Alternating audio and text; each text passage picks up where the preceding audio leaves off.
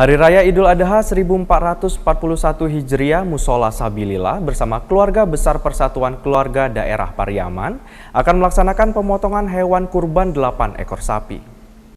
Hari Raya Idul Adha 1441 Hijriah, Mushola Sabilillah yang terletak di Jalan Letkol Atmo, Kelurahan Bandung Kiri, bersama keluarga besar Persatuan Keluarga Daerah Pariaman atau PKDP akan laksanakan pemotongan hewan kurban.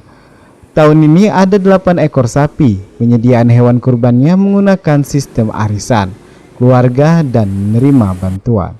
Penyediaan hewan kurbannya menggunakan sistem arisan, keluarga dan menerima bantuan.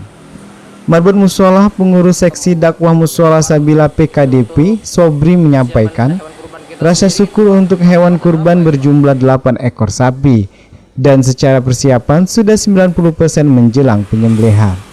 Kalau hewan kurban kita di sini berjumlah 8 sapi dan secara persiapan sudah 90%, kita sudah menyiapkan dari sarana prasarananya. Irfan Erza, Silampari TV melaporkan.